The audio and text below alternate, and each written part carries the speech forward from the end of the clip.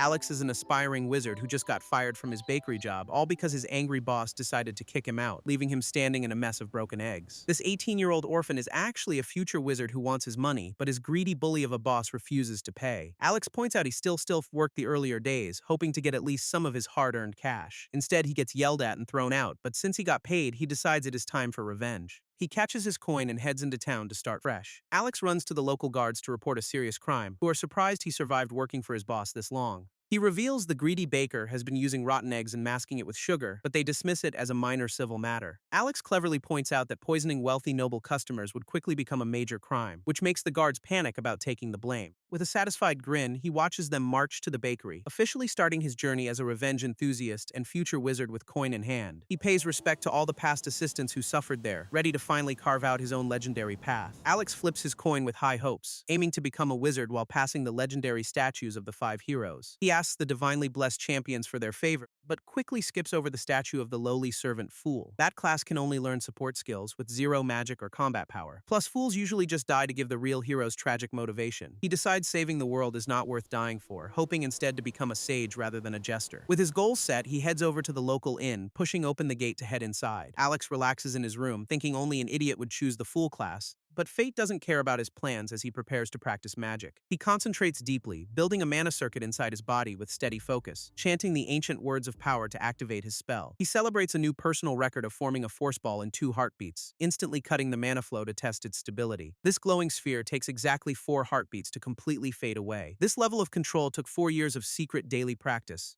all leading up to this exact moment. Looking out at the city, he quietly remembers his late parents. Alex wonders if his late parents would be proud of his magic, but he quickly shuts out the painful memories of his burning home, forcing himself to focus on the present instead of the past. Suddenly, loud bells start ringing outside, disrupting his concentration, and he looks out the window, confused by the sudden noise. To his horror, the statue of the Fool class begins to glow, and a sharp pain suddenly shoots into his shoulder. This creepy statue grins as the magical energy surges, making him scream in agony as his skin sizzles. He collapses to his knees, overwhelmed by the pain. He looks down in absolute horror at his shoulder, realizing he has just been branded with the dreaded mark of the Fool. He desperately denies it, staring at the mocking jester tattoo. This legend say fools can never use magic and always die tragic deaths, leaving him feeling like nothing more than a useless servant. He panics, realizing his dreams of becoming a powerful mage are completely shattered, but he refuses to let despair take over his life. He forces himself to calm down and analyze the situation logically. He resolves not to let fate steal his future away. Instead of giving up, he decides he will simply adapt. He tries to concentrate inside his mind to find a way, but suddenly the surrounding mana begins to violently swirl. Hallucinations of his past failures slam into his consciousness, sending him spiraling into a painful mental overload. Realizing his mana is warping, he desperately snaps the connection, collapsing onto his room's floor after barely surviving the backlash. It felt like every mistake he ever made hit him simultaneously, but he grits his teeth and resolves to try again. He sits back down, but concentrating proves nearly impossible,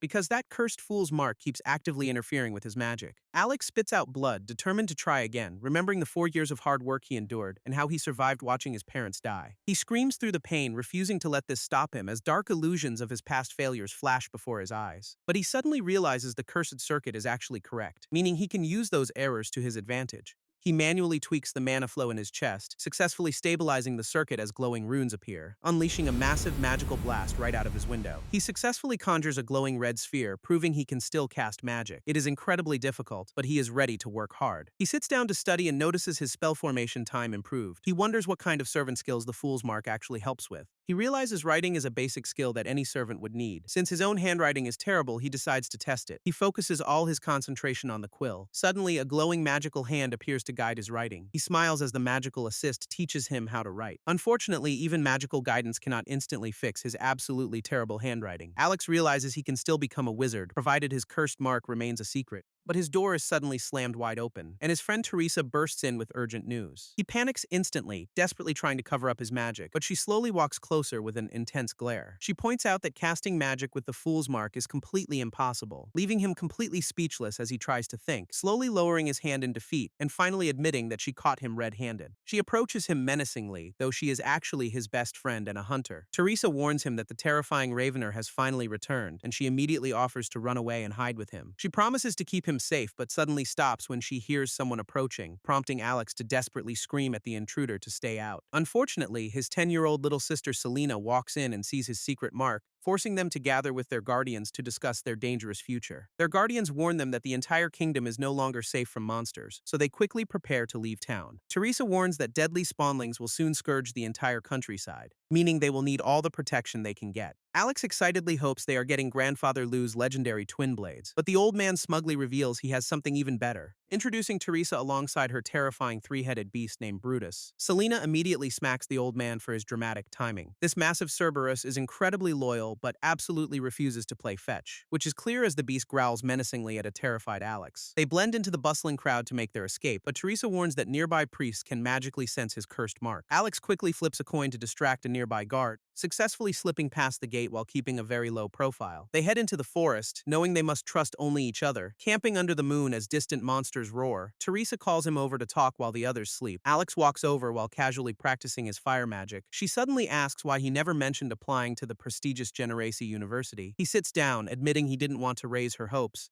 Teresa looks down, admitting that is not the real issue. She confesses she never realized he was actually planning on leaving their hometown behind. Alex stares at her, completely caught off guard. He nervously smiles and tries to thank her for everything. Teresa clarifies that both she and Selena are actually coming with him to Generazi, and Alex nervously thanks her for bringing along their terrifying three-headed guard dog. Having a loyal Cerberus definitely makes them the coolest adventuring party around, but as he hypes up their trip, Teresa tries to cut him off. She suddenly stops listening as her hunter instincts flare up, quickly shushing him when she senses danger lurking in the dark woods. Drawing her blade, she warns him that something is deeply wrong, and they cautiously approach a strange red glow ahead. A massive, sharp claw suddenly looms directly over her, as a terrifying scorpion monster reveals itself on the tree. Alex gasps in shock as he looks up at the threat, revealing a massive, drooling purple insect monster, and he desperately screams a warning to his friend. Teresa reacts instantly with sharp hunter instincts, dodging backward as the beast strikes the ground, shattering the earth with its powerful stinger. She slides back gracefully, maintaining her balance, and quickly draws her bow to counterattack,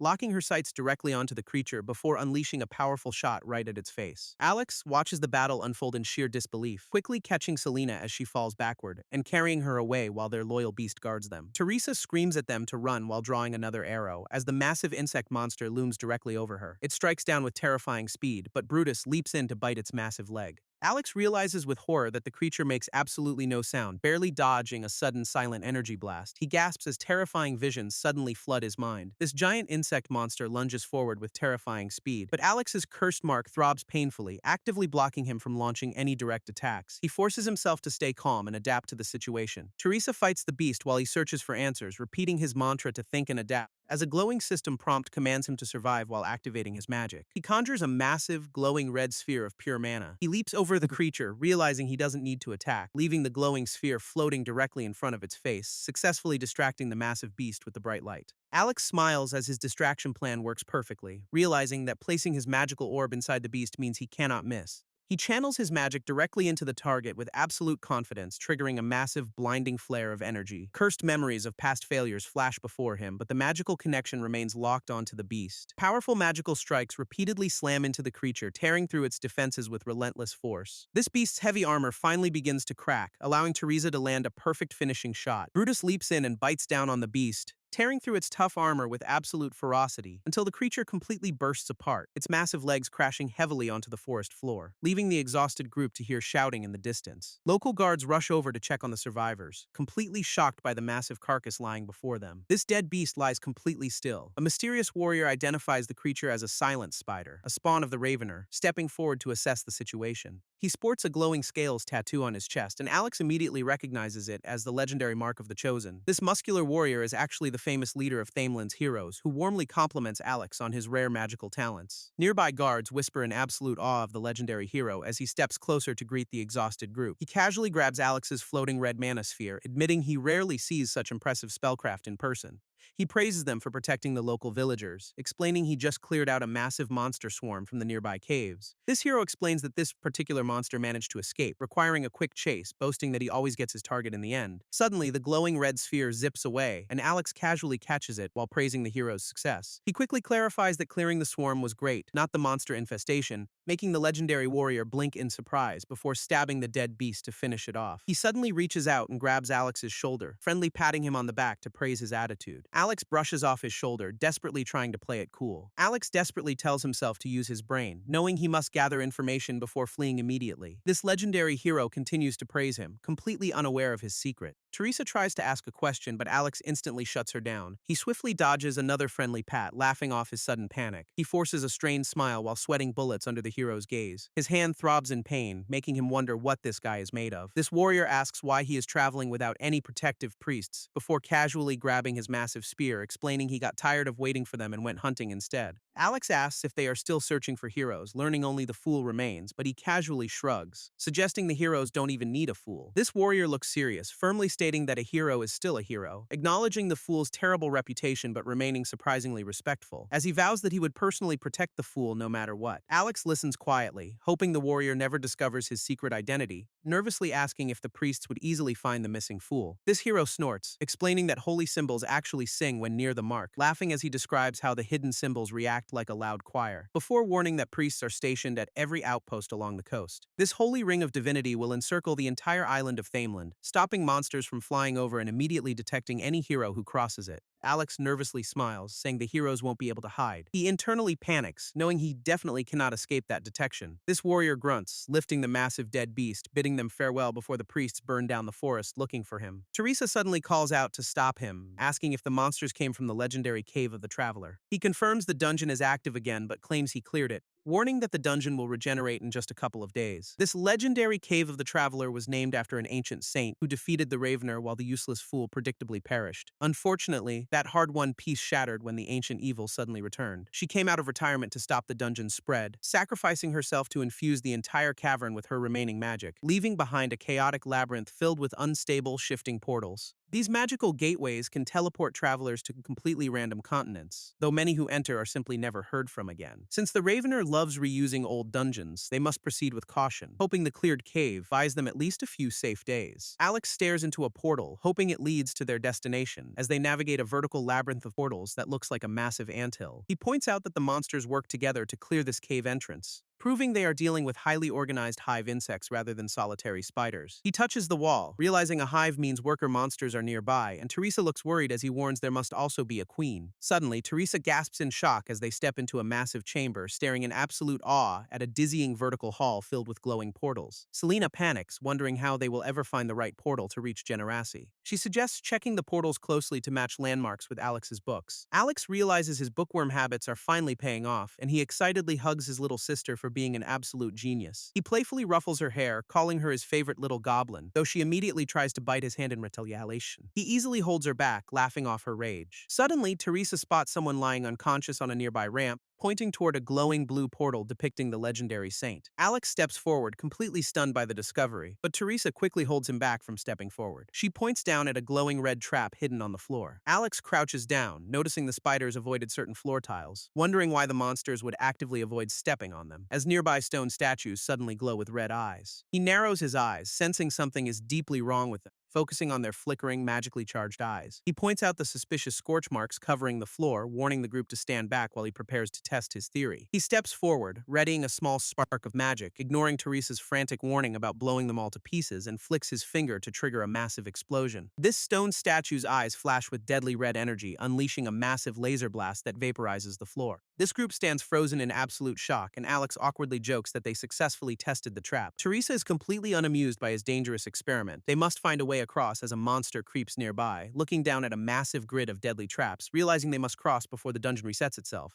Alex steps up, ready to solve this deadly puzzle. He snaps his fingers, fighting through painful mental illusions to cast. Alex takes a deep breath, focusing entirely on forming his mana circuit. He fights off the disruptive mental illusions triggered by his cursed mark. He successfully conjures a force ball, earning some happy applause from Teresa. He launches the orb to test the trap, triggering another massive explosion. He must hurry before casting starts draining his actual life force instead. Alex wonders if the statues target the floor tiles or moving objects. He throws another force ball to test their targeting system. The statue's eyes flare with deadly energy. This glowing sphere curves across the grid. Lasers shoot down at the moving target. This lasers instantly detonate his floating force ball, while the statues lock onto the nearby portal. He cleverly uses the portal to redirect his magic, and proudly announces he cracked the puzzle by identifying the safe, scratched tiles. Teresa worries about the noise they just made while crossing. Alex hopes the legendary hero actually cleared out all the monsters. He explains that newly regenerated dungeons usually take time to spawn dangerous threats, but a shifting tile reveals reveals a glowing purple eye watching them from below. He trails off as a massive spider monster stares right back, crawling out to ambush the unsuspecting group. This spider monster strikes with its razor-sharp claw, narrowly missing Alex as he gasps in sheer panic. He slides backward across the cold, tiled floor,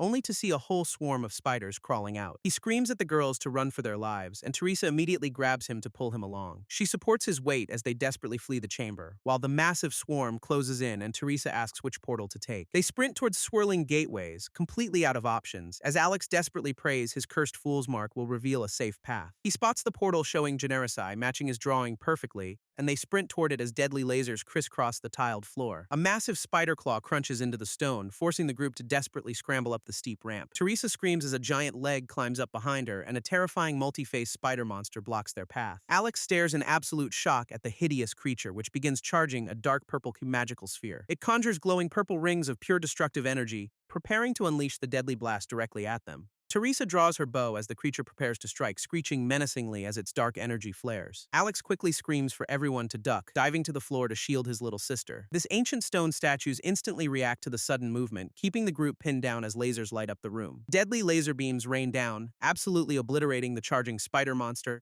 pushing the beast backward toward the unstable portals. Alex realizes his trap plan is working and urges them to keep pushing, but the stubborn monster prepares to unleash one final, desperate blast. This spider monster unleashes a massive purple shockwave, shattering the stone floor as Alex watches in horror. This beast suddenly hisses out a chilling threat. It demands that all humans learn to fear it, leaving Teresa completely stunned that this monster can speak. This creature suddenly reaches toward a glowing magical barrier, but the saint's ancient magic instantly burns its flesh. Alex realizes the barrier hurts the beast and tells everyone to use it as cover. They quickly dive into the swirling portal to escape, successfully teleporting away to a dark, rocky cliffside. Teresa looks back at Alex with absolute determination, but he desperately tries to push her and Selena through the portal first. She refuses, drawing her bow to hold off the monster with Brutus, while Selena cries out in panic, begging her friend not to sacrifice herself. Alex refuses to let anyone die, desperately repeating his mantra to think and adapt. Nearby, a massive explosion of flame suddenly erupts, sparking a brilliant new idea in his mind. He spots a glowing red fire gem, quickly kneeling down to grab the highly volatile magical stone.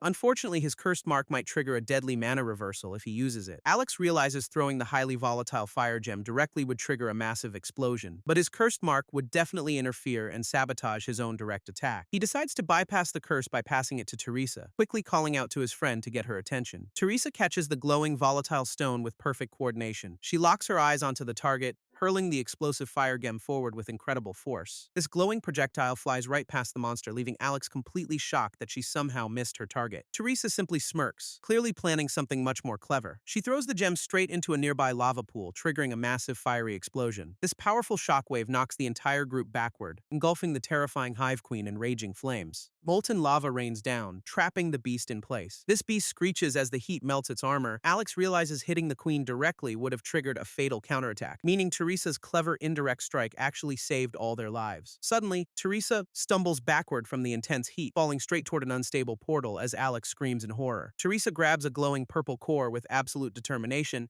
as the burning monster arrogantly asks if humans fear it. She leaps high into the air, preparing to strike, slamming the volatile core directly into the beast's face. She glares down, telling the monster to fear this instead, repeatedly bashing the creature with relentless, brutal strikes. She gracefully slides back as the burning beast reels, screeching in absolute agony from the devastating assault. This defeated monster is finally sucked into the portal, leaving Teresa panting while the shock group watches. Teresa turns around, asking if Alex and Selena are completely unharmed. Alex stares at her, blushing like a total dork. Selena tackles her with a massive hug, crying tears of relief. Even Brutus joins in, happily licking her face to celebrate. But Teresa suddenly stumbles, her energy completely spent. Alex catches her as she collapses, exhausted from the battle. He looks at her with deep concern, making sure she's okay. This group shares a quiet moment of relief, finally safe. Teresa warns him not to touch the core since it's covered in bug guts. Alex points out she literally just used it as a weapon, but she stubbornly disagrees. Alex knows they can't leave the core behind to spawn more monsters, so Selena wonders if his legendary hero's mark can help destroy it. He wishes the legendary traveler were still around to guide them, remembering that her ancient portal magic actively repelled the monsters. Kneeling before her statue, Alex silently asks for her blessing on their journey. Touching the core, he detects tiny gaps in its defenses like a maze. He realizes her her undirected mana is trapped and unable to break through, meaning guiding her residual power directly into the center should destroy it. Suddenly, the volatile energy sparks violently, catching him off guard. He realizes this isn't just spellcasting, it's a brutal physical struggle. Alex realizes this intense mana manipulation is actually a skill he can learn. Since the core is already nearly drained of its volatile energy, he carefully guides his magic through the core's complex pathways, but breaking through suddenly triggers a terrifying vision of a massive beast. Trapped in a fiery hellscape, he desperately screams that he needs to escape, while the cavern rumbles violently around them. Alex snaps back to reality as purple energy surges,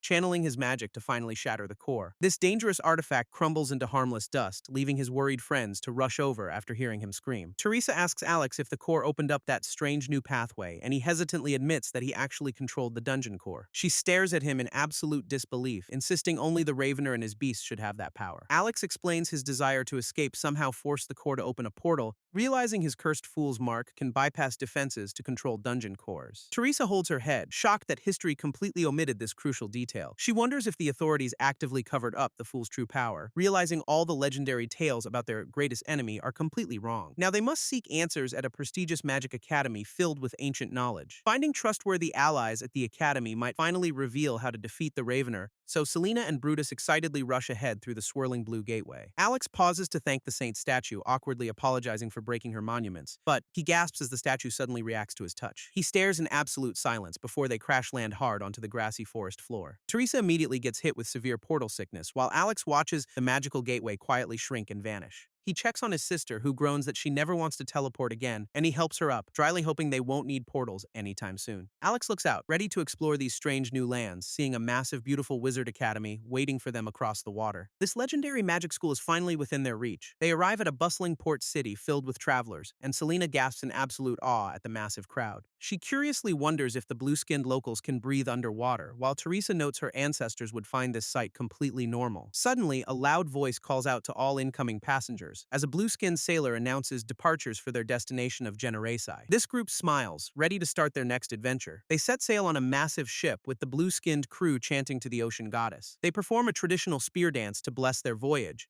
entertaining the travelers as they head out to sea. Alex wonders if his combat-blocking curse can be bypassed by dancing. He joins in to test if rhythmic movement counts as fighting. Feeling confident, he stretches and predicts smooth sailing ahead, but Teresa warns him he just raised a massive death flag. Alex playfully brushes her off, just wanting to enjoy the moment. He complains she is ruining his perfect basking time with logic. This massive ship finally casts off, beginning their long voyage. That night, Selena sleeps peacefully in her hammock as they sail. Alex tries practicing his footwork while sweeping the deck, getting way too into his rhythmic cleaning routine, only to slip and faceplant hard onto the wooden floor. Teresa giggles at his clumsiness, ignoring a suspicious cloaked passenger nearby. By morning, the group gathers at the railing to look ahead, and Alex excitedly points out their long-awaited destination. Generasi City finally appears on the horizon, a breathtaking metropolis of white towers. Right at its heart stands the legendary Generasi University, their ultimate goal. This ship finally docks at the bustling port city of Generasi, where Selena immediately gets distracted by a massive, delicious-looking cake. Alex instantly sweats, realizing their budget is already in serious danger. She quickly drags him away to show him something even more exciting, pointing up at a magical white gondola sailing smoothly through the sky. This group heads over to board one of these flying sky gondolas, and Selena excitedly presses her face right against the protective barrier. A nearby worker immediately warns her to step back from the glass, looking completely dead inside as she recites her rehearsed safety speech.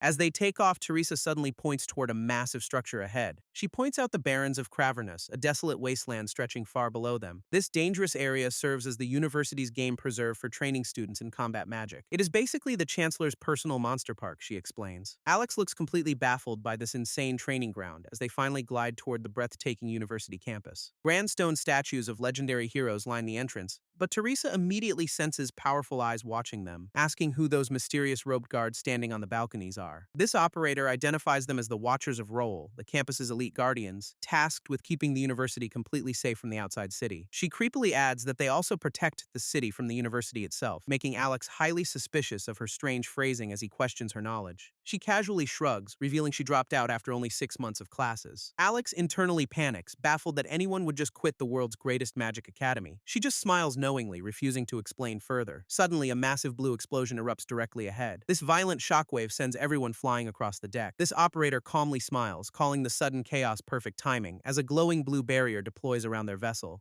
Alex quickly shields his sister as footsteps approach. This operator casually reminds them that wizardry is a highly dangerous business, warning that many student acceptances get cancelled due to sudden incapacitation. She then cheerfully welcomes them to the university while demanding her transit fee. They step off the gondola into a chaotic, smoke-filled courtyard, only for a panicked student to suddenly shove past Alex. Staff members rush past, desperately hoping it was just a potion explosion since there are no scheduled demonology classes in the cells today. Selena clings to Alex in terror after hearing about demons and cells, but he gently reassures her as they look for the registration desk. After all, this is supposed to be the safest, greatest magic school around. Alex reassures himself that this ancient academy definitely knows what they are doing, stepping into a grand hall with massive stone statues. They walk down the red carpet toward the desk where a blue-skinned receptionist asks if they want a tour. Alex nervously introduces himself, explaining he is here to enroll as a student. This receptionist chuckles, writing down his registration details with a quill. He welcomes Alex to the academy with a sharp, knowing grin, tapping the registry book and telling him to sign his name. Alex signs, but his cursed mark suddenly activates to guide his hand. He gets incredibly hyped, ready to finally begin his wizard training. Alex internally panics, terrified he might explode or get eaten by a demon. Meanwhile, Teresa and Selena quietly wait at a nearby bench. Teresa nervously suggests they stay back to give him some space. This blue-skinned registrar casually flips through his massive ledger. He smiles, stamping the book to finalize the registration. He introduces himself as Hob, the official campus registrar. Hob leans in close, welcoming Alex and his supposed family to the academy. Alex blushes furiously when Hob assumes Teresa is his wife. This registrar tilts his head, adjusting his monocle curiously. He asks if the little girl is actually their child. Alex frantically waves his hands, clarifying that Teresa is just a friend, while Brutus curiously sniffs their strangely twitching bench. Hob smirks, teasingly asking about his wife and friend, but Alex quickly clarifies that Selena is actually his sister. This registrar stares back, completely baffled by the complicated family tree. Suddenly, Teresa pulls Selena away as the bench leaps. Hob slams his desk, furiously scolding the rebellious living piece of furniture. This bench literally shrugs, prompting Hob to threaten to turn it into a chamber pot. This girls watch in absolute shock at this bizarre magic. This bench finally settles and Hob politely invites them to sit. Hob asks if Alex wants to register his entourage for any auditing programs, leaving Alex looking completely lost. This registrar explains that proper wizards always travel with summoned demons or golems, or even handsome, multi-headed magical beasts like Brutus. He offers a program allowing up to 4 companions to audit academy courses, helping them prepare to build a future wizard tower together. He dramatically promises they will eventually bend the cosmos to their unbreakable will, but Alex just blinks at the intense speech. Hob also mentions a junior school for general education for children, prompting Teresa to ask about courses available for non-wizards. Hob explains that the campus guardians host classes on weaponry and hand-to-hand combat, and Teresa eagerly asks if they offer any courses on Qigong. He nods, pointing her toward a course on life energy cultivation in their library guide. Of course, all of this comes with a nominal fee and accommodation costs. Soon they arrive at their massive dormitory, and Alex excitedly opens the door to celebrate their successful arrival. They step inside to inspect their spacious living quarters, though Teresa suspiciously pokes a chair to ensure it isn't alive. She threatens to turn it into firewood if it misbehaves. Alex and Selena finally relax, ready for their classes. Alex steps out onto the balcony, admiring the stunning view of the campus. He is completely blown away by how massive and lively the academy is, while Selena excitedly points out something incredible happening right outside their window. She spots a student casually floating in midair while reading a book, completely unfazed by the magical environment surrounding him. Suddenly, a massive predatory bird swoops right past their balcony, carrying a writhing snake in its sharp beak. It lands gracefully on the arm of a mysterious student standing nearby, prompting Selena to call it pretty while Alex finds it absolutely terrifying. This mysterious beast tamer calmly stares back, completely unfazed by his dangerous pet. Alex nods politely as Selena waves excitedly at the neighbor, who calmly nods back before turning away, leaving the siblings to head back inside their new home. Selena runs inside, eagerly calling Teresa to check out the view, while Alex nervously asks if their budget can actually afford this nice place. Teresa suggests they look for part-time jobs in the city to earn more coin. Selena immediately volunteers to help, wanting to earn her keep, but Alex gently pats her head, telling her to focus on school. He then excitedly asks who wants to go to the library, only to get met with absolute soul-crushing silence from his friends. Alex heads off to the library by himself, sighing at his friends' complete lack of appreciation for literature. Along the way, he overhears students gossiping about the recent explosion and potential expulsions. He finally steps into the academy's breathtaking, multi-tiered library, completely blown away by the sheer scale of the place. Finding a quiet desk, he sits down to begin his research, hoping to find secrets about his cursed mark without drawing any unwanted attention. He opens a combat magic guide, explaining that true wizards must use every resource, which includes a chilling warning about live combat training in the deadly barrens. Suddenly, a voice clears its throat behind him, catching him completely off guard. A massive goat-like beastman looms behind Alex, asking if he is interested, specifically in taking a combat magic course. He politely apologizes for being nosy while leaning over Alex's desk, noting that Alex was just reading the combat magic guide. Alex nervously admits he is indeed considering the class. This beastman nods approvingly, offering some friendly advice, strongly suggesting that Alex should definitely enroll in the course. He chuckles, admitting he is biased because he actually teaches it. Alex quickly bows in respect, but the professor tells him to skip formalities. He smiles warmly, introducing himself to his potential new student as Balin. Alex introduces himself as a first-year student to the professor, asking if he should actually enroll in the class. Balin firmly believes the course should be mandatory for everyone, since wizards constantly deal with world-ending, civilization-destroying forces. Alex nervously admits he is just a simple country boy, questioning why other combat and weapon courses aren't enough. Balin agrees those are great, but asks what happens when mana runs dry, or when their weapons break and fail in battle, leaving them completely defenseless when their only options crumble. Balin looks back, asking what other choice they really have. Alex pauses, thinking back to his brutal journey, realizing that survival means constantly adapting to every threat. He remembers using every resource available just to protect his sister, slamming his hand down as he declares they must do whatever it takes to survive. Balin blinks in surprise at the student's intense conviction, smiling warmly as he praises Alex's rare, battle-hardened attitude.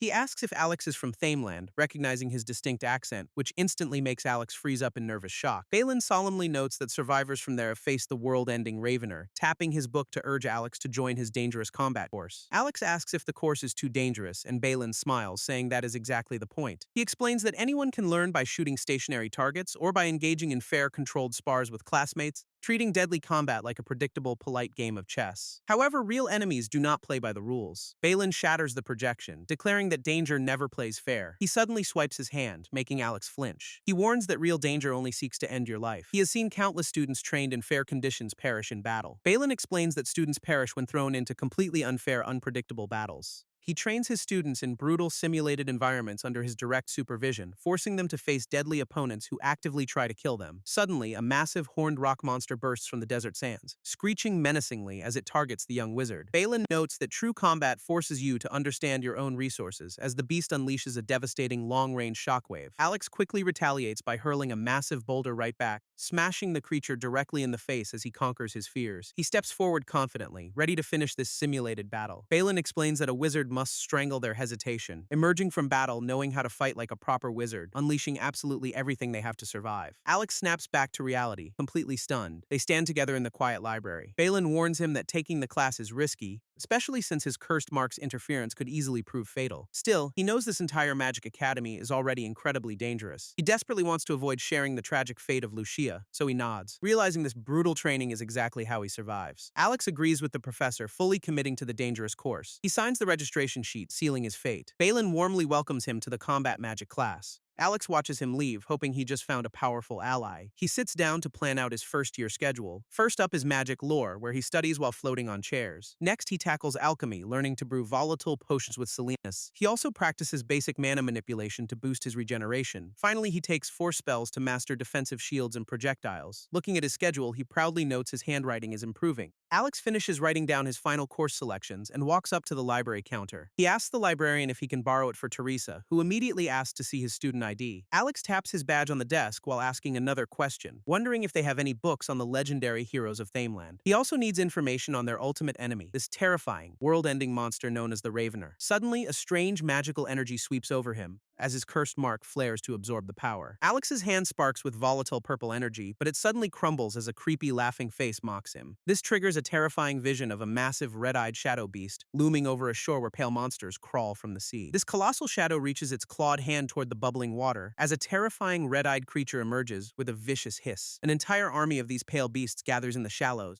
twisting their heads in a deeply unsettling display of hunger. This massive shadow beast holds a dripping, volatile purple core, revealing a dark vision of Alex trapped inside its terrifying grasp. This massive chateau monster points forward, commanding its beasts to speak, and these creepy monsters immediately dive deep into the water. Meanwhile, peace still reigns over the kingdom of Thameland, where a magical teleportation circle suddenly flares to life. Two cloaked mages channel their magic as waves crash around them, but one of them looks down in absolute horror, realizing the terrifying pale monsters are already swimming past. A red magical barrier pings as they bypass their defenses, while the beautiful metropolis of Generasi City stands completely unaware. Back at the university library, Alex's vision finally fades. Alex asks the librarian for any books regarding the world-ending Ravener, and the librarian immediately rattles off the exact shelf location on the third floor, adding that more restricted archives are locked away deep underground. Alex politely asks how to gain access to those restricted sections, but the librarian explains they had to change their open-door policy, since students kept blowing things up with forbidden knowledge. He chuckles, assuring Alex that these strict rules are purely for student safety. Wishing him luck, the librarian waves as Alex heads off to find his book. He reaches the third floor, spotting a strict no-flame warning sign, and finally pulls the requested book off the shelf. Alex opens the book, only to realize something shocking. It is the exact same book he read back in Thameland. He sighs, needing special permission to access the library's restricted deeper levels. Suddenly, a loud voice shouting for Isolde breaks his concentration.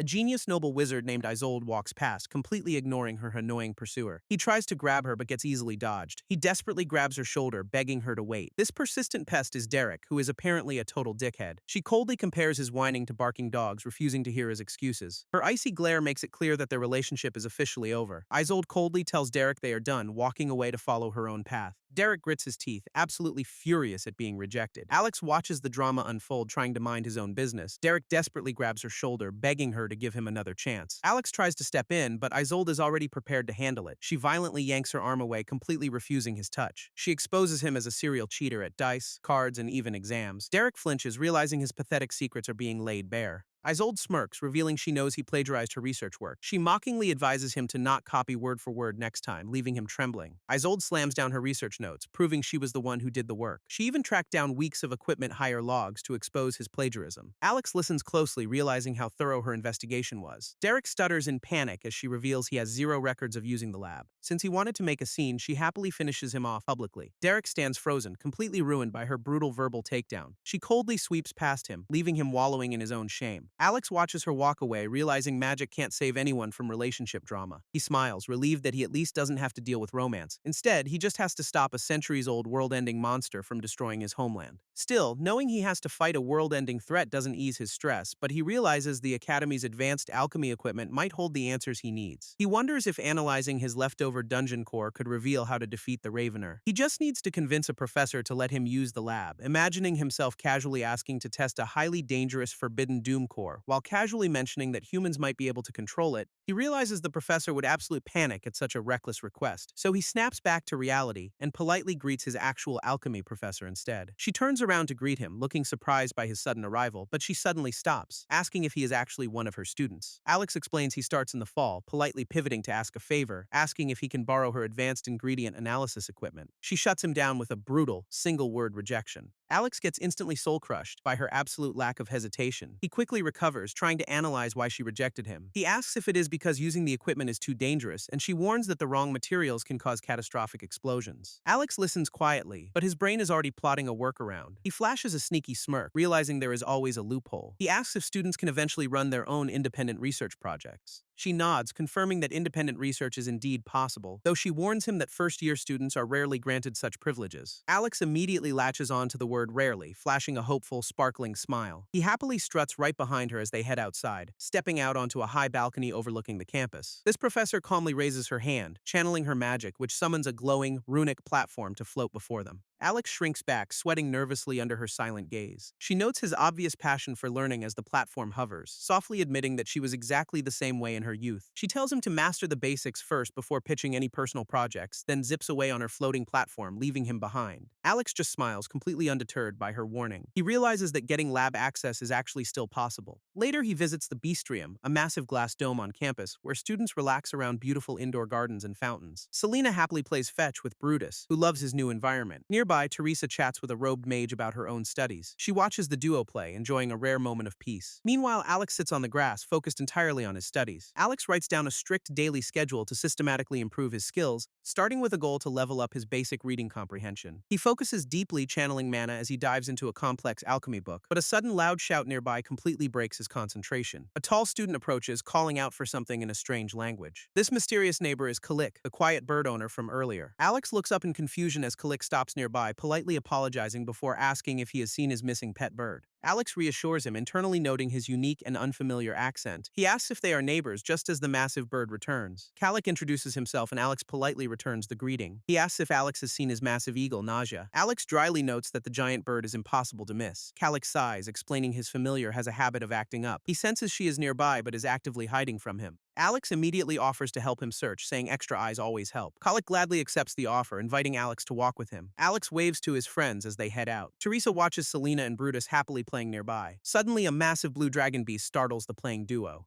This massive blue dragon growls menacingly, while Alex and Colic walk outside to search, as Colic worries about his missing bird's safety. He notes that many dangerous, unfamiliar beasts roam the campus grounds, asking Alex if he knows which creatures are actually safe. Alex admits he has no idea since they just arrived, shrugging while happily boasting that they at least have Brutus for protection. Colic asks if Alex brought anyone else along on his journey, prompting a deeply somber look from the young Beastmaster, who reveals that a brutal journey forced his entire tribe to turn back. Alex notes that this missing bird must mean a lot, internally wondering if he would have had the strength to continue if his family turned back. He dismisses the dark thought as a dragon growls. These two boys continue their search until Kalik suddenly gasps in absolute shock. He spots Nausea lying dramatically on the ground. This bird secretly peeks one eye open. Kalik frantically runs over to check on his pet, only for the dramatic bird to flash a smug, knowing smirk, leaving her owner completely flabbergasted by her ridiculous acting. Suddenly, Nausea aggressively swoops down, knocking both boys flat, and they scream in absolute soul-crushing terror. This dramatic bird happily flies off, leaving her official prankster status confirmed. They just sit there, completely speechless. Kalik apologizes profusely for the chaos, offering to buy them dinner to make amends. Alex waves it off, joking that life needs a little terror, but a sudden blood-curdling scream cuts him off. His eyes widen as he recognizes the voice. Realizing it was Selena, he immediately bolts into the woods. He runs frantically, screaming his sister's name in pure panic. A massive blue claw violently slams down, revealing a row of razor-sharp fangs. Alex desperately tries to stay calm and think, praying this is just another ridiculous prank. Instead, the massive beast corners Selena as Teresa screams for her to run. A barrage of sharp magical projectiles rains down while Teresa rushes in to protect the terrified girl. This monstrous beast unleashes a deafening roar, leaving Alex completely paralyzed with fear for his sister. A massive wall of fire suddenly erupts behind her. Alex screams for Selena to run as he charges forward while Brutus charges ahead to help. He slams directly into the massive blue dragon beast, sending the creature skidding backward across the stone. Brutus immediately sinks his teeth into his opponent, standing protectively between Teresa and the angry monster. Alex finally reaches them, desperately pulling Selena back, but she cries out, refusing to leave their pet. She begs him to save Brutus as Alex carries her away, while the beast's cold eye tracks their every move. This massive blue dragon-like beast charges directly at Brutus, who agilely slides underneath to dodge the incoming strike. This angry dragon inhales deeply, preparing a counterattack, unleashing a devastating blast of icy breath across the courtyard. Brutus leaps right through the freezing mist, completely unfazed, dashing forward with incredible speed to close the distance. He slams directly into the massive beast's neck, and all three heads viciously clamp down on the target. Brutus easily pins the giant dragon to the stone floor, leaving Teresa completely stunned by their pet's overwhelming power. Teresa steps in, desperately shouting for everyone to back off, while an angry student screams at them to unhand her pet dragon. Another student draws his blade to join the fray, looking completely ready to strike down their three-headed pet. Alex snaps, asking if they have completely lost their minds, but a stern voice suddenly echoes through the courtyard, summoning glowing purple chains that instantly bind both beasts, as a powerful staff member steps forward to end the chaos. Both creatures growl, pinned down by the heavy restraints. He commands everyone to freeze, ignoring their angry protests to free their pets. This intimidating staff member demands they put their weapons away immediately, but the angry student tries to protest anyway. His terrifying glare instantly shuts down any further arguments. She clicks her tongue, forced to back down. Reluctantly, both students sheath their weapons. He crosses his arms, demanding a civil explanation of the chaos. This blonde student immediately blames Brutus, claiming his own Drake is harmless. Alex stomps forward in disbelief at the ridiculous excuse. He demands to know why the Drake charged as his sister. This owner weakly claims his Drake only wanted to say hello. Alex tries to argue, but the staff member shuts him down instantly. This exhausted staff member sighs, noting that everyone has a different story. Colic steps forward, testifying that the Frost Drake charged like an aggressive lion. He points out that the beast was clearly not acting friendly. This Beastmaster firmly states the monster was actively targeting the little girl. Turning around, he looks at the other bystanders nearby. Other students nervously shift, trying to avoid getting dragged into the mess. Pointing directly at an eyewitness, Kalik catches him completely off guard. He demands to know what the student saw during the chaos. This witness reluctantly confirms that the Drake was indeed attacking the child. This surrounding crowd murmurs, confirming the beast's attack was indeed terrifying. This staff member nods, accepting the witness's undeniable testimony. He silently praises Colic for taking charge and forcing the truth out. Colic steps away to check for injuries, leaving the staff member to handle the rest. Meanwhile, Alex rushes over to check on his terrified little sister. He kneels down, gently asking a trembling Selena if she is okay. She looks up at him, still visibly shaken by the near-death experience. Suddenly, she turns her head back toward the restrained frost drake. This beast glares back with a cold, menacing eye. This prompts the drake's owner to scream in absolute childish fury. Alex complains about getting a week-long ban just for defending themselves, but Colic invites him along to claim that promised free meal. Teresa watches in confusion as they walk ahead, completely lost by their sudden destination. She nudges Alex as a butler greets Colic with deep respect, wondering who their mysterious new friend actually is. Alex admits he has absolutely no idea,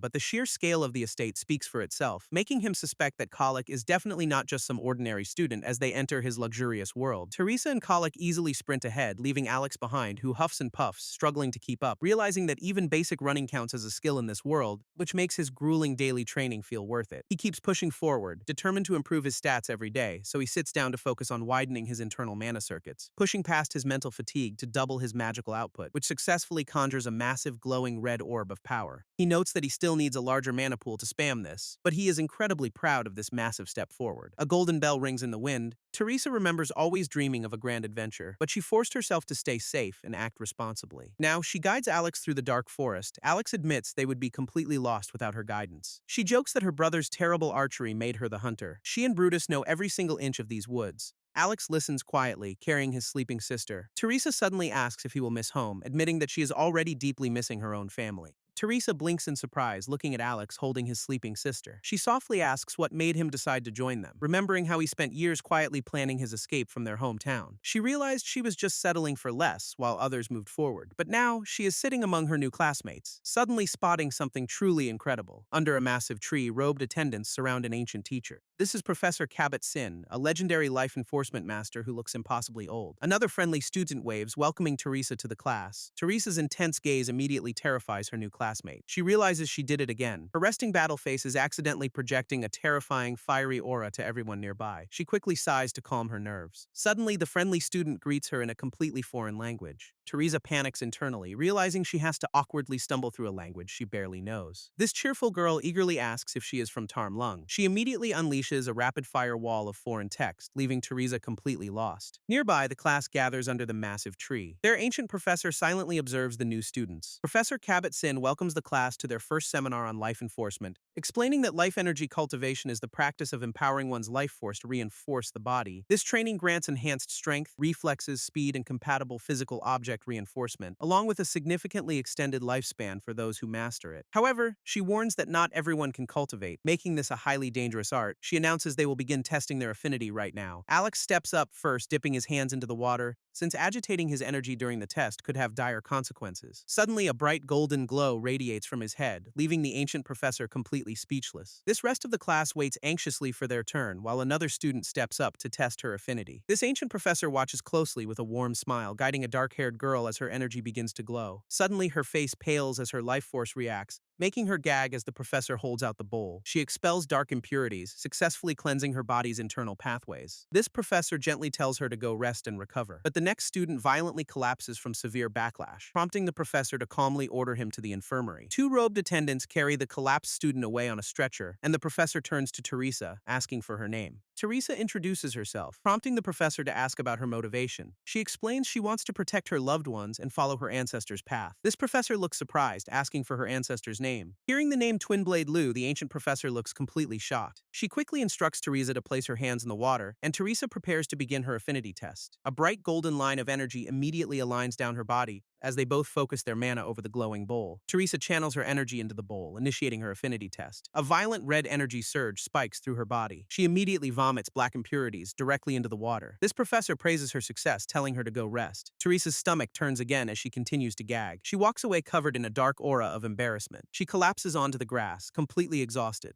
Her friendly classmate turns around to check on her. She gives a trembling thumbs up, trying to offer encouragement. They sit together, looking out over the beautiful city. Teresa smiles warmly, enjoying the peaceful breeze, closing her eyes to rest. Meanwhile, Alex looks incredibly nervous, wondering if they are actually ready for what comes next. Nausea screeches, soaring over the gathered crowd, landing perfectly on Kolik's outstretched arm. This bird stares ahead with sharp focus, as diverse beasts can wait in the arena, showcasing the Academy's incredibly diverse student body, while the final groups prepare for trials. Isolde stands nearby, looking incredibly annoyed by the surrounding gossip, while Derek walks past in heavy armor, looking deeply uncomfortable. This other students glare at him with pure disgust, and Alex spots him, wondering why a known cheater is even here. He notes Derek doesn't seem brave enough for the campus's most dangerous course, but suddenly a glowing blue portal shimmers open before them. A powerful horned beastman steps through the magical gateway, radiating an incredibly intense, intimidating aura. Alex sweats nervously, feeling like the powerful master is looking right through him before the master silently sweeps past, leaving everyone completely frozen. This intimidating beastman smiles, radiating pure finals energy. He introduces himself as Balin, welcoming them to the combat wizardry course. He warns the students that they have chosen a highly dangerous ancient path. Blaine explains that in ancient times, magic was never written in ink but was instead carved directly in blood, flashing a terrifying grin. He notes that spells were never safely stored in neat little books but rather on stone tablets, monster skins, or passed down directly. He warns that the lie they believe is that those barbaric times ever ended,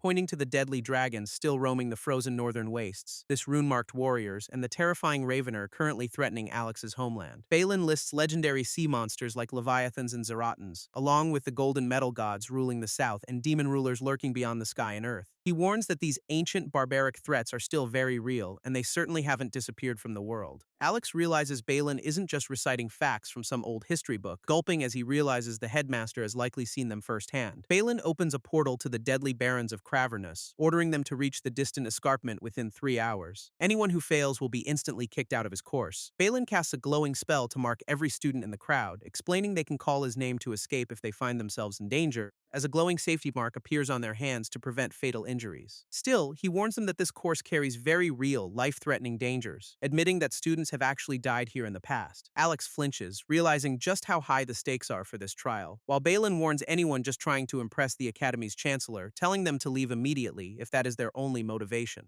Alex's jaw drops as he realizes Balin is actually the chancellor himself, but a sudden voice behind him cuts his shock short. Alex notes that everyone is gossiping about Derek, the notorious cheater, but he keeps his focus locked entirely on the trial ahead. Balin addresses the crowd, asking if anyone has any final questions, prompting Isolde to nervously raise her hand to speak. She asks about the monsters they will face, and Balin warns of Mupkaras. Alex and Calic exchange confused looks, completely unfamiliar with the name. When Balin mentions terrifying bone drinkers, the surrounding students gasp in horror. Isolde asks about wild man events, but Balin reassures her they are safe. He explains that the goal isn't to blindly slaughter every single beast, but to test their judgment by fighting only when absolutely necessary. A student politely asks Balin for some quick pre-test lessons, and he agrees, explaining he could easily teach them geography, spells, and monster anatomy, but hand-holding would only leave them unprepared to face real fatal dangers. So today is all about testing their raw ability to adapt under pressure. He wishes them safety, dramatically waving his arm to begin, as a massive teleportation spell instantly sweeps the students away. Balin watches the empty arena, wishing them luck on the other side. Meanwhile, back at the dorms, Selena looks incredibly worried, as she nervously crafts tiny straw dolls of her friends. She lines them up, praying they all return home safely. This group teleports directly into a harsh desert canyon, and they immediately start coughing from the thick dust. Khalik quickly directs everyone to take cover behind a nearby rock, shielding themselves as a massive windstorm sweeps past. They catch their breath, realizing this trial is going to be brutal. Khalik instructs them to wet their cloths to block the dust, warning them to stay quiet to protect their lungs. This map reveals they still have a massive, dangerous trek to reach the escarpment. Suddenly, Kalik's giant pet bird returns to guide them, prompting Alex to jokingly ask if anyone regrets not taking a safer summoning class. Thunder admits that a safer summoning class was sadly just a joke, so Isolde suggests they all share their abilities to coordinate better. She introduces herself as a second-year mage capable of casting third-tier spells, while Kalik reveals he can cast second-tier spells alongside his scouting bird. Thunder introduces himself as a first-year brawler who knows 2 basic spells, and Alex introduces himself while noting how incredibly thick the local mana feels. He claims he has killed monsters using a versatile first-tier spell, hiding the embarrassing secret that his mark prevents him from directly harming anything. Suddenly, Nausea screeches to alert them of incoming danger, pointing out summoned elementals that Isolde identifies as rival scouting parties. Some students foolishly waste their precious mana on flight magic. As Isolde explains, they played their hand way too early. Now they are falling out of the sky, completely drained, leaving them weakened and forced to retreat to their teammates. Kalik notes this reckless move will cost them their team's trust, but Isolde warns that many students only care about getting ahead, willing to use any underhanded method to succeed. Alex immediately realizes she is talking about Derek, the cheater. Suddenly,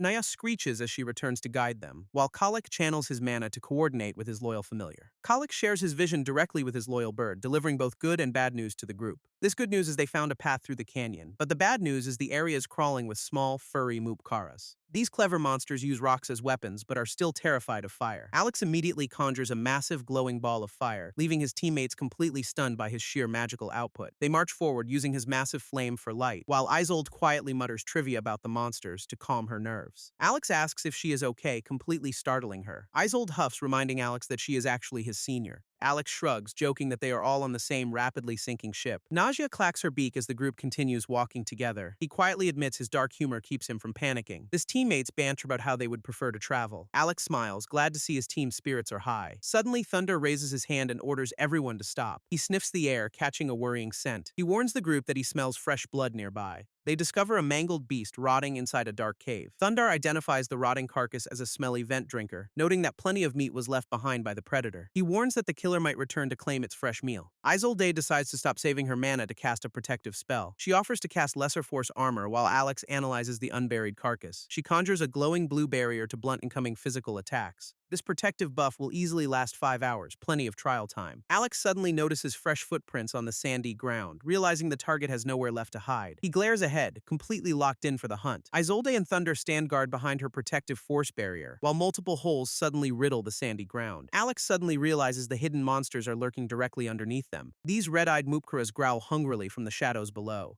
He remembers that these subterranean beasts always bury their prey. He notes that something recently disturbed the dirt right after the sandstorm. Kneeling down, he confirms the dangerous pack is definitely waiting underground. Khalik suggests they find a way to flush the monsters out. Isolde decides to stay back and guard their rear flank. Thunder confidently steps forward to lead their charge from the front. Khalik signals that he is ready to begin their coordinated ambush, prompting Alex to conjure his massive glowing orb of mana. Thundar watches closely as Alex prepares to launch the attack, sending the concentrated sphere of fire hurtling toward the ground. Alex thrusts his hand down to guide the destructive spell, unleashing a direct strike that pierces deep into the earth. Khalik snaps his fingers to trigger the next phase, detonating a massive golden explosion that shakes the entire canyon. This hidden Muupkaras screech in terror as their tunnels collapse, forcing the panicked monsters to scramble out of their holes. Alex spots a whimpering, furry little creature, and he realizes it actually looks kind of cute, with big, watery eyes begging for mercy. Suddenly, it screeches, revealing rows of razor-sharp teeth. Thundar yells for Alex to dodge the incoming leap. This beastman takes a heavy blow, blocking the strike. Alex swings his hand to cast a quick counterspell, unleashing a swirling red wave that chokes the beasts. Meanwhile, Isolde steps out from behind a boulder, preparing to unleash her own powerful magic on them. Isolde points her finger to unleash a shocking spell, sending crackling lightning bolts directly into the scurrying pack. Khalik quickly chants an ancient spell to summon floating stones, launching the heavy rocks to crush their retreating targets. Above them, Nausea swoops down through the chaotic battlefield, extending her razor-sharp talons to strike. She pins a fleeing monster directly to the ground, finishing off the beast with a swift strike. Alex warns that letting any escape will only lead to another ambush, prompting Thundar to charge ahead and save their precious mana. Thundar leaps forward, confidently claiming he can handle the beast, slamming his heavy mace down with a devastating strike. He grins, completely unfazed by the messy splashback. This prompts another monster to screech in pure fury as a massive swarm floods down the canyon walls. This team quickly scatters to manage the overwhelming horde, but Alex suddenly halts, spotting a perfect opening. He unleashes a massive wave of fire to trap them, focusing his mana to lock down their escape routes, and successfully blasts a target directly out of the air. Thundar's massive strike shatters the canyon wall, sending the remaining monsters tumbling down the cliff. He easily wipes out the entire pack alone, proudly announcing that the job is finally done. His teammates stare in absolute stunned silence. Alex makes a mental note to never anger him. Khalik admits they would have struggled without their coordinated ambush strategy. Isolde praises their efficiency, noting they still have plenty of mana left. She compliments Alex's versatile force ball, prompting him to sheepishly admit he practiced. However, she warns that vultures might soon alert the smarter monster troop. Isolde warns that a full troop of these monsters would be a nightmare, urging the group to hurry before more trouble arrives. Suddenly, a loud crash echoes in the distance, hinting at a much larger predator lurking nearby. They quickly move through the narrow canyon walls, while Alex struggles against the intense desert heat. Khalik suddenly stops, sensing something ahead, and Isolde points toward a shocking sight in their path, leaving Alex completely stunned by what lies ahead. Thundar notes the dead monster has been completely hollowed out. Isolde deduces that the culprit must be a terrifying bona drinker, explaining how they liquefy and drink their prey's skeleton dry. Thundar warns the beast is likely lurking directly above them. Khalik reminds everyone to use their emergency teleport if needed, but Alex insists they are close enough to push forward. Nausea flies overhead to scout the towering cliffs, and they finally spot the massive escarpment in the distance. Their final destination is just a steep climb away, but the path ahead looks incredibly treacherous to navigate, especially with deadly predators potentially hiding in every shadow. Alex shields his eyes, desperately asking how much longer this trial will last, while Colic peers over the steep cliff edge to assess their path. He asks Thundar if the beastman still has enough strength to continue, looking up as his loyal bird returns with a quick scouting report.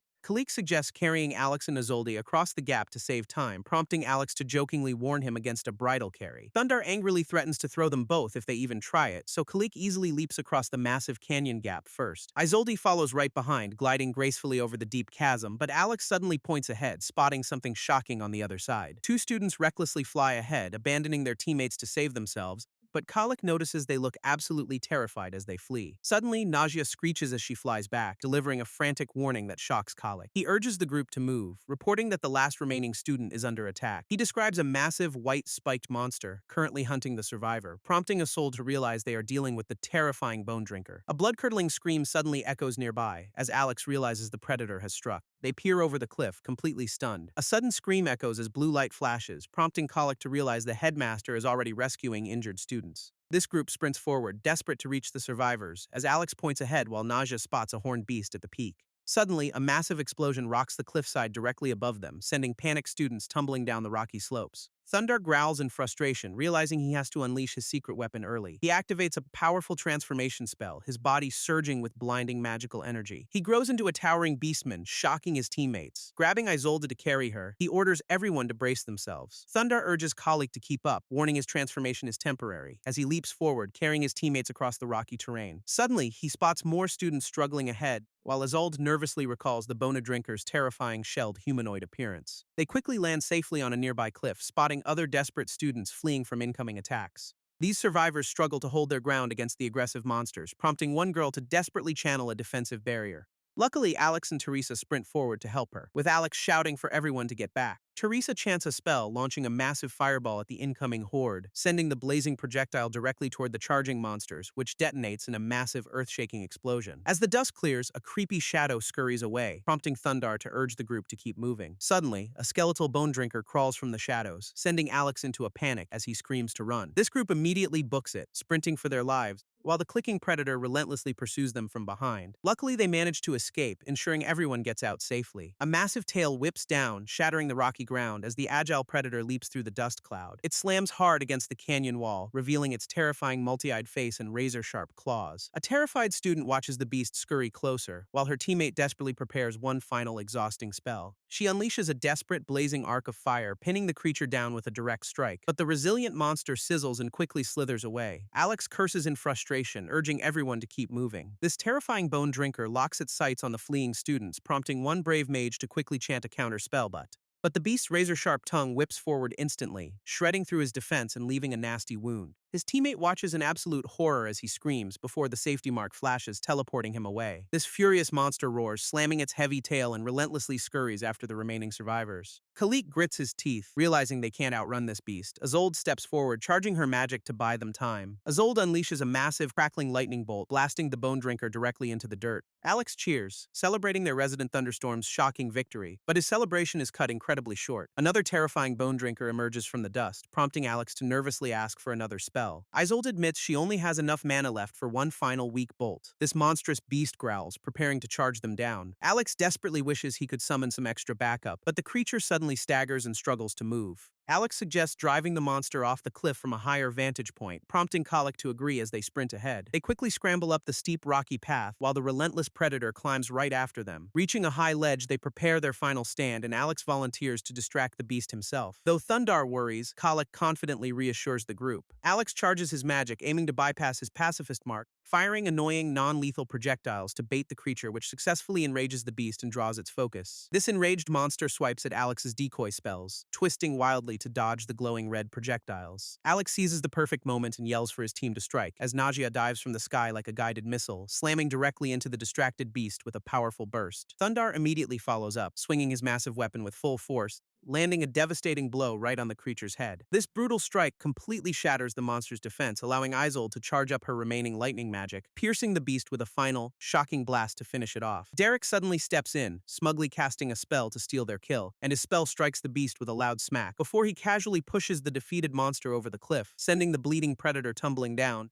as its claws desperately slip from the rocky ledge. It plummets straight down into the deep canyon, crashing violently against the hard ground below. This broken beast writhes in pain, completely defeated. Suddenly, a strange sound echoes from a dark cave nearby as a massive swarm of angry monsters rushes out. This ravenous swarm quickly tears apart the fallen monster's remains while the surviving students celebrate their hard-fought victory. They cheer and high-five, finally letting their guard down, but a sudden shadow looms over their joyful chatter. Balin suddenly appears, dryly asking if they are finished celebrating. Even the smug cheater Derek sits quietly, looking completely exhausted. This headmaster officially announces they have passed this brutal first combat wizardry test, pointing out that only 12 of the original 20 students managed to survive. He praises their admirable performance, giving the weary group a moment of relief, but warns that this is only the beginning of their grueling magical education. Balin orders the surviving teams to analyze their performance during the trial. He calls out Minervus and Rain, who nervously stand to answer. This chancellor directly asks them for an honest self-assessment of their run. Rain proudly claims they used flight magic to safely reach the goal first. Balin counters, pointing out they completely failed to manage their mana capacity. He warns that overestimating their limits turned their early lead into a retreat. He notes their attempt to betray their teammates failed miserably from the start. This betrayal forced their team to constantly watch for threats from within. Left with depleted resources, they were completely helpless when the Bone Drinker struck. He clarifies he isn't even judging the morality of abandoning their allies. Balin notes some people find abandoning allies completely deplorable, while others view betrayal as a necessary tool for survival. But leaving teammates behind to get slaughtered has massive consequences. Balin explains that choosing survival over loyalty is a personal choice, but from a practical standpoint, abandoned resources shouldn't benefit enemies. He warns that saving yourself at others' expense only creates bitter enemies, and a wizard definitely doesn't need more enemies in this academy. They must now face classmates who know they abandoned their companions, turning his attention to the second years to evaluate their performance. Malcolm admits they relied too heavily on magic and lost a member. Balin nods in agreement, reminding them that managing limited mana is absolutely crucial. He then praises another team for using stealth and tactical movement to survive.